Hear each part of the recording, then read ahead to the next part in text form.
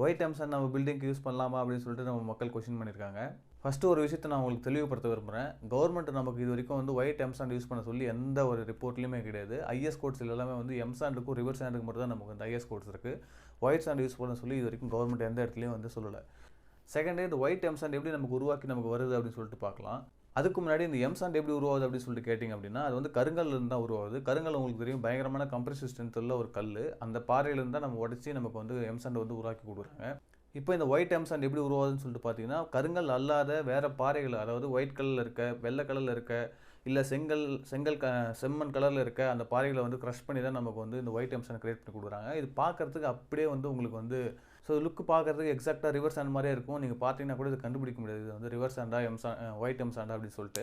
இப்போவே உங்களுக்கு ஒரு ஐடியா கிடைச்சிருக்கும். இந்த கருங்கல் வந்து பயங்கர கம்ப்ரசிவ் ஸ்ட்ரென்த் இருக்கிறதுனால தான் அந்த கல்லை யூஸ் பண்ணி எம்சாண்ட் கிரியேட் பண்ணி இதை வந்து நம்ம மணலுக்கு மாற்றாக யூஸ் பண்ணலாம் அப்படின்னு சொல்லிட்டு நம்ம முடிவு பண்ணோம்.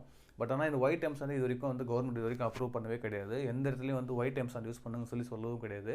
எம்சாண்ட் யூஸ் பண்ணுன்னு சொல்லி தான் சொல்லுவாங்களே ஒழிய ஒயிட் எம்சாண்ட் இது வரைக்கும் யூஸ் பண்ணுன்னு சொல்லிட்டு எந்த இடத்துலையுமே இது வரைக்கும் கவர்மெண்ட் சொன்னது கிடையாது. ஐஎஸ் கோட்ஸும் நமக்கு இது வரைக்கும் எதுவுமே அந்த ஐஎஸ் கோட்ஸ் வந்தது கிடையாது. அப்படி இருந்தால் எப்படி இவ்வளோ ஃப்ரீயாக இந்த மெட்டீரியல் கிடைக்குது அப்படின்னு சொல்லி கேட்டிங்கன்னா, மற்ற எல்லா ஃபீல்ட்லையும் இருக்க மாதிரி கலப்படம் பண்ணுறதுக்குனே நம்ம ஃபீல்ட்லேயும் இந்த மெட்டீரியல் வந்து உருவாக்கி வச்சுருக்காங்க. இந்த மெட்டீரியல் நீங்கள் எங்கே போய் கேட்டாலும் சரி, இது எம்சாண்ட்னு சொல்ல மாட்டாங்க, அதாவது ஒயிட் எம்சாண்ட்னு சொல்ல மாட்டாங்க, ரிவர் சாண்ட்னு சொல்லி தான் உங்ககிட்ட சேல்ஸ் பண்ணுவாங்க. இது பயங்கர காஸ்ட்லி கிடையாது, ரொம்ப விலை கம்மியான பொருள். அப்போது ரிவர் சாண்டோட காஸ்ட் உங்களுக்கு என்னன்னு நல்லாவே தெரியும். அப்போ ரிவர் சாண்டுக்கும் இந்த மெட்டீரியலுக்கும் பார்த்தீங்கன்னா ரொம்ப சீப்பான மெட்டீரியல் இது. இதோட மூலப்பொருட்கள் ரொம்ப ஈஸியாக கிடைக்கும் அப்படின்றதுனால இந்த மெட்டீரியலை வந்து நம்ம கலப்படத்தை யூஸ் பண்ணி நமக்கு விற்கிறாங்க. கடைசியாக இந்த மெட்டீரியல் யூஸ் பண்ணலாமா வேணாமா அப்படின்னு சொல்லிட்டு கேட்டிங்க அப்படின்னா, ஒரு இன்ஜினியராக நான் என்ன பண்ணுவோம் அப்படின்னா, சைட்டில் இன்கேஸ் அந்த மணல் வந்துருச்சு அப்படின்னா, ஆல்ரெடி இருக்க எம்சாண்டு, அதுக்கப்புறம் ஒரு ரிவர் சாண்டு, அதுக்கப்புறம் இந்த எம்சாண்டையும் போட்டு தனியாக ஒரு காங்கிரீட் போட்டு இதுக்காக ஒரு 3-4 கியூப் டெஸ்ட் வச்சு கம்ப்ரசிவ் ஸ்ட்ரென்த் எடுத்துட்டு அதோட கம்ப்ரசிவ் ஸ்ட்ரென்த் பார்த்துட்டு தான் இது யூஸ் பண்ணலாமா வேணாம்னு சொல்லிட்டு ஒரு முடிவுக்கே வரணும். அப்படி இல்லைனா அந்த மெட்டீரியல் யூஸ் பண்ணுறதை வந்து அவாய்ட் பண்ணிடணும். காங்கிரீட் ஸ்ட்ரென்த் நீங்கள் எடுத்தாலே போதும், அதை பிரிக் ஒர்க்கும் யூஸ் பண்ணிக்கலாம், நீங்கள் பிளாஸ்டிக்கும் யூஸ் பண்ணிக்கலாம். அப்படி இருந்தாலும் அந்த ஒயிட் எம்சாண்டாவது நமக்கு பியூராக வருது அப்படின்னு சொல்லி கேட்டிங்கன்னா, அதுலேயும் எனக்கு பெரிய டவுட் இருக்குது எனக்கு. ஏன்னா அதுலேயும் வந்து பீச் மணல் மிக்ஸ் பண்ணி கொடுப்பாங்க. பீச் மணல் மட்டும் மிக்ஸ் பண்ணிட்டீங்க அப்படின்னா உங்கள் பில்டிங்கோட ஸ்ட்ரென்த் அதோட முடிஞ்சுன்னு நினச்சிங்க. ஏன்னா அதில் இருக்க பார்ட்டிகல்ஸ் அந்த மாதிரி அவங்களுக்கு பில்டிங்கோட ராட்ஸை வந்து ஃபுல்லாக சிதைச்சிடும் அது. இது இவ்வளோ ஓப்பனாக எப்படி சேல்ஸ் பண்ணுறாங்க, எப்படி இது கவர்மெண்ட் அலோவ் பண்ணுது அப்படின்னு சொல்லிட்டு கேட்டிங்கன்னா, இதுக்கான டார்கெட்டே யார் அப்படின்னு கேட்டிங்கன்னா, மேஸ்திரி, வீடு கட்டுறவங்க, மெட்டீரியல் வாங்கி தராங்க பார்த்தீங்களா, அவங்க தான். அவங்களோட டார்கெட்டே வந்து இன்ஜினியர்ஸ் கிடையாது. மெட்டீரியல் வாங்கி வீடு கட்டுறாங்களும், மேஸ்திரிங்க சொல்லி மெட்டீரியல் வாங்குறாங்க பற்றி அவங்களுக்கு தான் டார்கெட்டு. இவ்வளோ தூரம் ஏன் ஆதங்கமாக சொல்கிறேன் அப்படின்னா, இதை வச்சு கான்கிரீட் போடுறாங்க, ரூஃப் போடுறாங்க, இதோட ஸ்ட்ரென்த் என்னன்னே தெரியாமல் நீங்கள் பாட்டு வீடு கட்டிட்டு இருக்கீங்க.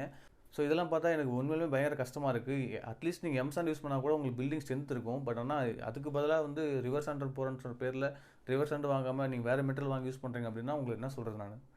தயவு செஞ்சு புரிஞ்சுக்கிங்க, இந்த மாதிரி மெட்டீரியல்லாம் வாங்கி யூஸ் பண்ணாதீங்க. கவர்மெண்ட் இது வரைக்கும் எந்த அப்ரூவலும் கொடுக்க கிடையாது.